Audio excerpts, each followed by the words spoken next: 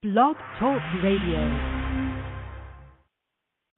Hello, and welcome to Small Business Digest Radio. My name is Don Mazzella, and I am your host for a program devoted to identifying strategies and suggestions to help small business managers increase profits, add sales, better manage cash flow, improve employee management, and streamline operations. Our guests are other entrepreneurs and experts offering their solutions to the problems and opportunities facing small business leaders. Our aim in each program is to provide one or two thought-provoking ideas or suggestions. So follow us on Twitter at hashtag 2SBDigest or at our website at www.smallbusinessdigest.net. Our next guest is Greg Sullivan, Chief Executive Officer for Global Velocity, a company that is pioneering new approaches in sorry about that, folks, in securing information. Greg, welcome to the program. Hi, Don. Thank you. Pleasure to be here. Well, you're going to have a tough act to follow. I don't know if you were listening, but we've had a very interesting entrepreneur on.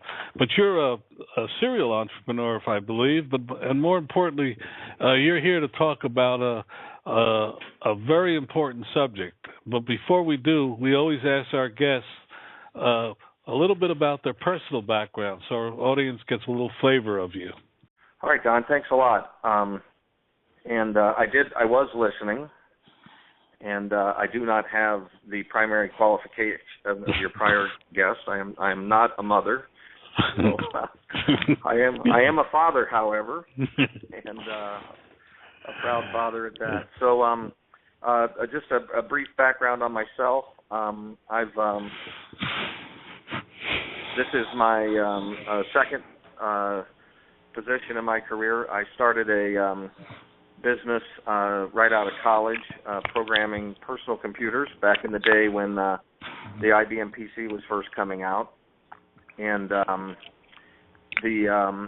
built that from my just myself in my one-bedroom apartment in Dogtown in St. Louis, Missouri, to over 400 people. And in 2003, I sold that business to a joint venture between Accenture and Microsoft.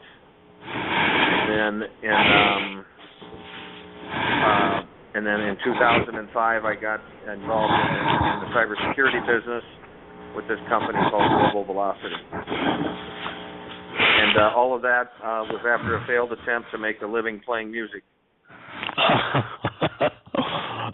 There's quite a few of us out there. That's right. But now let's. It's interesting. Just coming to the studio tonight, I was musing on the fact that how musicians make great programmers, but not necessarily programmers make great musicians. But I don't know if you've ever noticed that. That may be true. Who knows if it is in my case? But I actually went into computers with the idea I would make $1 million and then I would live off the interest playing music for the rest of my life. So the problem is the interest rates went down. So now global. Go ahead. Go ahead. No, that's okay. Thank you. Oh, no. No, that's fine. Extemporaneous utterings are sometimes the best. But we've had several people on this program because cybersecurity is so important. Small businesses don't realize how vulnerable they are. So the floor is now yours. Tell us why you're here and how to solve some of those problems. Well, thanks a lot. So I've been a small business person my entire life, and so I have an appreciation for what it means to be a small business person. and the challenges and the joys that go along with that. Among the heartache that we all endure these days is the potential risk of a cyber attack, which in some cases we may or may not even know about. I'll cite for everyone just a couple of recent data points, but last in Verizon's data breach investigation report, which they put out annually in their 2013 report, which was released just a couple of months ago, they say that 62%, almost two-thirds of the known breaches in 2013 were on small and medium-sized businesses. We think it's reasonable to assume the percent's probably even higher, because many times when our data is taken from us, we don't even realize it has been taken from us. And it may go to some firm that's competing with us in some way that has an advantage that may never be revealed to us. So this goes well beyond the theft of credit card information or healthcare information or the things that are regulated by government mandate, and organizations that possess that information are obligated to report to the public if they lose it. But good old-fashioned corporate espionage is not only alive and well, but it is thriving, and in some cases, some people believe it could actually be one of the fastest-growing businesses on the planet. McKinsey reported that they believe cybercrime has, over the next 5 to 7 years, will create economic value in the $9 to $21 trillion range. So we all need to be worried about this. This is not just a problem for the big businesses. In fact, the smaller businesses are probably the most vulnerable, and we have the most at stake. Not only is our job at stake, but our livelihood is at stake, and especially in the case of a family business that's passed through generations. Please continue. You're doing very well. You're scaring me to death. Okay. Well, my objective here is not to scare anyone, but it's to, I think, make people aware that there's more that needs to be done. So it turns out that those who would like to possess our data, the cyber thieves, our adversaries, the bad guys, whatever you want to call them, they're in business too, and they want to. They are not discerning. They will steal whatever data they can steal. They have data centers and big data analysis algorithms and so on, so they'll coalesce this data and find ways to make it valuable later. So they don't go out trying to get your credit card number. They go out trying to get any credit card number they can get their hands on, and they'll take all that they can, and then they'll find a way to create value for those later. They'll also steal medical records. They'll steal design drawings for new products. They'll steal employee information. They'll steal customer records. In the old days, people used to do this thing called dumpster diving, where they would go into the back alley of a competitor to see the night before a proposal was due what price they were going to put in there by just pulling the papers out of the trash can. Well, you don't have to do that anymore. You can just penetrate their network, and all these networks are easily penetratable, and retrieve the information from it. So we have to do more to drive up the cost of bad guys doing business in our shop.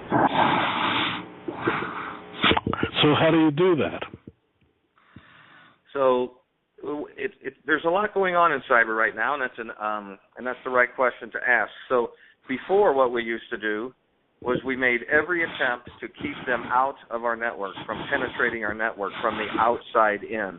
And we would do that by checking the patterns of the code that was coming into our network. And that concept is called antivirus. Everyone has antivirus on their work computers, their home computers, and so on.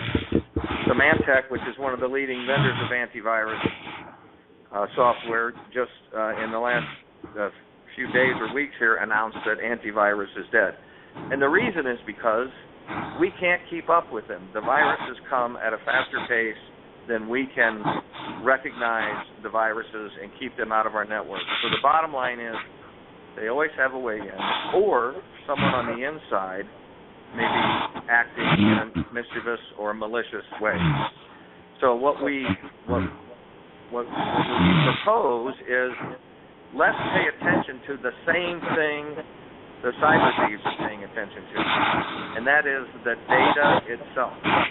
So if I own a business and I'm responsible for data, my employee data, my customer data, my vendor data down in my supply chain, whatever it is that's valuable to me, design drawings for my new products, whatever it is, I should know at every point in time where that data is residing within my network, and when it leaves my network or my cloud storage facility, I should have a report that tells me where that data is going, who it's going to, how it's getting there, has it been altered or changed in some way. I should know all those things at all times. So that's what we are proposing people do, is still encrypt your data, still use strong passwords, but also pay attention to where your data is and where it's going. And how do you do that? Well, it just so happens my company, Global Velocity, has a product that helps people do that. Heretofore, Don, we've sold that only to large enterprises who've had the high-speed networks and the network staff and the cybersecurity teams to be able to observe the results, analyze them, and react to them. What we've done now is taken all that powerful capability and made it available to small businesses by offering it as a service in the cloud. So a small business now can, for just a few dollars a month per user, route their traffic through a service like ours in the cloud, and we can inspect all of the traffic before it's transmitted to the internet and make sure that any data that is leaving the enterprise is doing so in accordance with that business owner's policy. Well, that's exciting, and that's the reason you're on this program tonight. But I guess the best way, I'm a small business owner. I have 10 or 15 employees, and I have maybe a part-time IT guy. How do you know, how does he tell you what's good and what's not good? I mean, there is some investment of time that needs to be done. Do you guys understand what I'm kind of asking the question about? Yes, I know exactly what you're asking. And the first step in this is there are some templates that come in the software to handle things like payment card information or personally identifiable information, or in the case of healthcare, HIPAA regulations, or in the case of higher education or universities, FISMA. So there are templates that come with pre-installed in the service, so you can just sign up for it, click to route the traffic through us, and then pick which ones you want to have apply to you.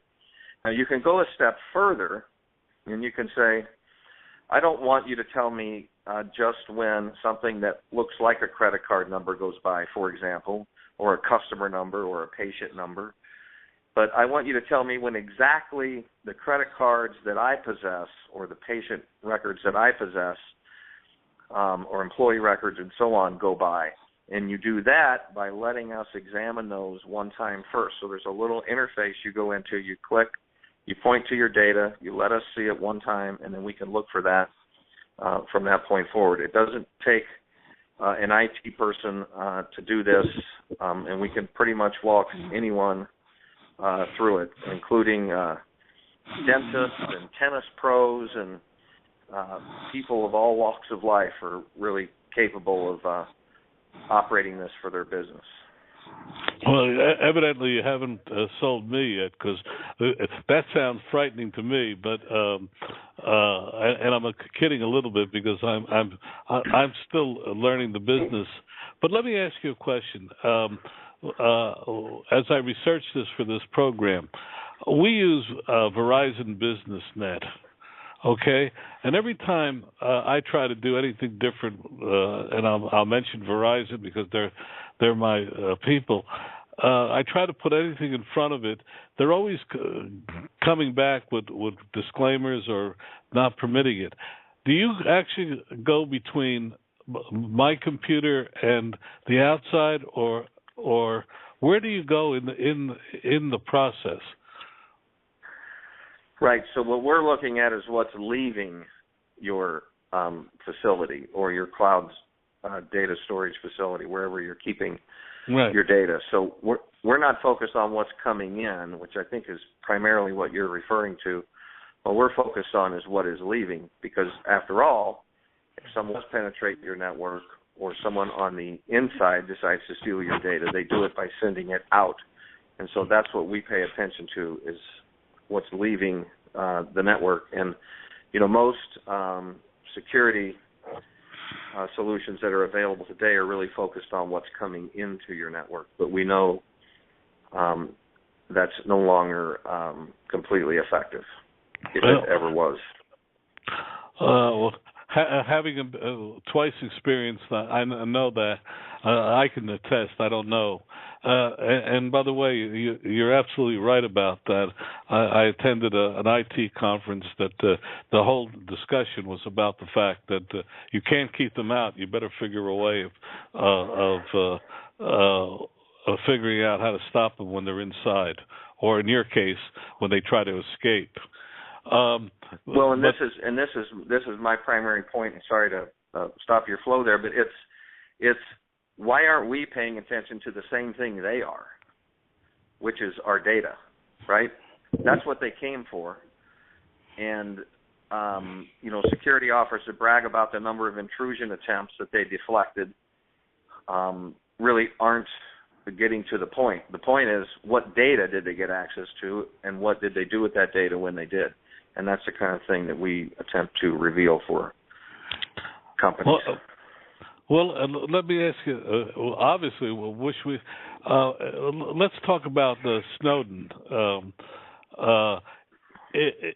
Would you have detected from him if he put a disk drive or something, whatever you call that thing, to download the data? Would a system like yours, a service like yours, detect that as well?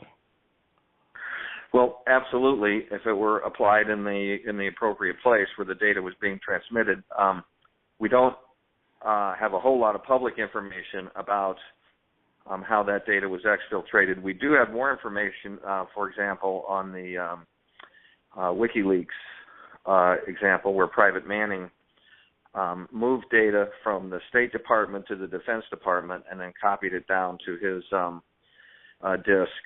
That information has been released to the public, and there's an example where we could have sat at the trust boundary of the network between the State Department and the Defense Department and observed that act, and it could have been triggered by the data that was being moved, or the volume of the data, or the destination it was going to. There's a number of policy artifacts that contribute to an action being taken. So we could have prevented it, or at least alerted someone that it happened, and there still would have been time to deal with it. So that entire situation, at least in my view, was entirely avoidable. I have your service. Somebody tries to pull something out of me. Do you then report back to me that something was tried? Or how does it work? How does the reporting work? Yeah, so it's entirely configurable by you, but we can have it report direct. We can have it alert you on your cell phone. We can have it send you an email, a text, any way that you like. We can prevent the act from happening and tell you that the attempt occurred. It's even possible, if you're if you're willing to do it, to allow the act to happen, but make you aware that it occurred and give you an opportunity to deal with it at the human level, if that possibility exists. But it's all that is part of the policy that you set. What action you take based on an exfiltration occurring is all determined by you in advance, and our system will take the appropriate action. And if, the name of your website again, and how people can reach you? It's Global Velocity is the name of the company, www.globalvelocity.com. And the best way to reach us is through our website. You can click on there to make an inquiry. I do believe we have an email address, sales@globalvelocity.com, that people can make inquiries to. And that's probably the easiest way to reach us. And your last piece of advice to small business listeners, if you had one thing to say to them, what would it be? Take this very seriously. These are determined and persistent people that we are up against. And I am, tired of this country being an intellectual property and economic value creation drain for the rest of the world.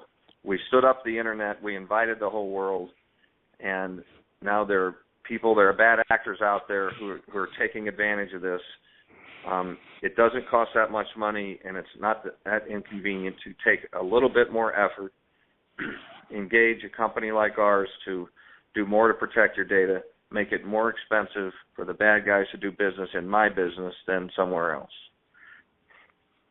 Couldn't agree with you more, and I hope you'll come back again in a few months and we'll talk more. Thank you so much for being with us. I look forward to it. Thank you. I appreciate you having me on, and thank you for what you're doing. Well, we're trying to educate small business, and you certainly gave us a lot to think about tonight. Thank you. You're welcome. Thank you for listening tonight. All of our guests are invited because they offer actionable advice to our audience. They do not pay to join us, but rather demonstrate their capacity for helping our audience add profits.